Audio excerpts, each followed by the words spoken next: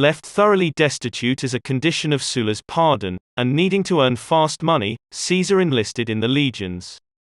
It was time to begin his career. Additionally, Caesar wanted to put as much distance between himself and the unpredictable dictator as possible. Though the years he had spent in the Flaminate had left Caesar behind others his age, his rank as a patrician meant he could enlist as a junior officer. But whom to serve? The renegade Marians who had escaped Sulla's wrath in Rome were busy trying to rebuild their armies in the provinces. Famed general and high-ranking Marian, Quintus Sertorius, had fled to Hispania. There, the rogue commander was busy stripping Rome of the province which produced most of Rome's silver. Marcus Perperna Vento, another Marian senator, had taken Sicily. From there, Vento offered refuge to any Marians who had escaped Sulla's proscriptions. Gnaeus Domitius Aenobarbus, who was married to Cinnila's sister, had forced his way into the Roman province of North Africa. There, he attempted to conscript legions from among the settled colonies of Gaius Marius. Knowing full well he would long be closely watched by Sulla, Caesar decided to make it easy for the dictator to keep an eye on him, and impossible for him to be accused of aiding any renegade generals.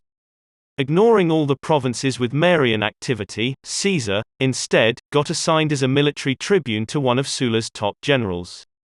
Before leaving the city, Caesar's financial situation forced him to move his mother and wife into Rome's overpopulated Subura. The Subura was tucked discreetly behind the large hill upon which topped Jupiter's temple. The huge temple hid the Subura from view of the lofty villas that dotted Rome's most illustrious neighborhood, Clivus Palatinus, or Palatine Hill. Caesar's new neighborhood was poverty-stricken, rampant with crime, and bursting at the seams with overcrowded tenement apartments rising as high as 5 stories. These tenements were made of wood and other cheap materials, and often collapsed, if they didn't simply burst into flames. But, stripped of his family's fortune, Caesar was left with few alternatives. Traveling to Asia, where Caesar's father had once been pro-praetor, Caesar joined the army of Marcus Minucius Thermus. Thermus, who had lost his army to the machinations of the dissident, Fimbria, had been among those to abandon the Marian cause and defect to Sulla. Thermus was in the process of fighting the massive pirate problem which troubled the seas. For Caesar, fighting against pirates was the safest political choice. No one could accuse him of fighting for the Marians, but neither could he be accused of fighting against them. On the island of Lesbos, the town of Mytilene was in open revolt against Rome and, Thermus suspected, in the pay of the Aegeans' pirate guilds to do so.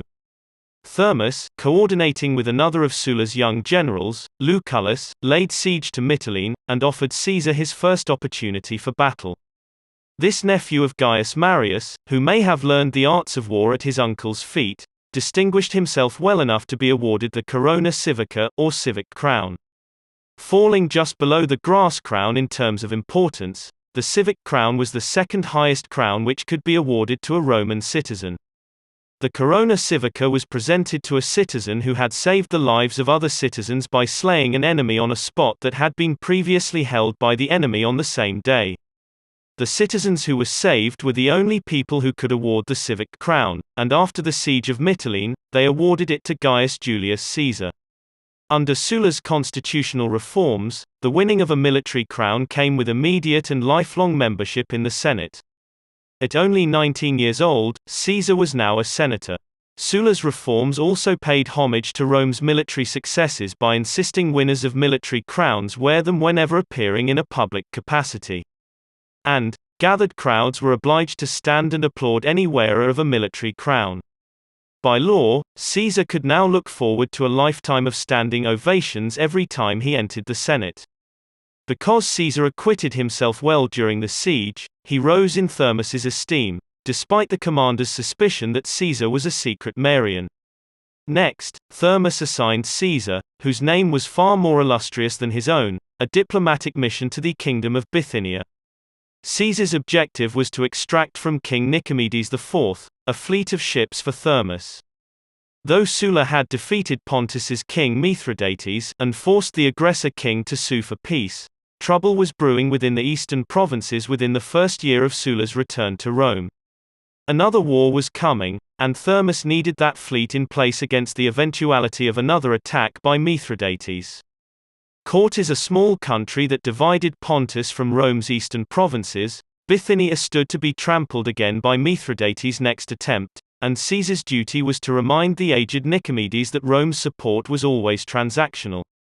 Caesar could not leave Bithynia without that fleet.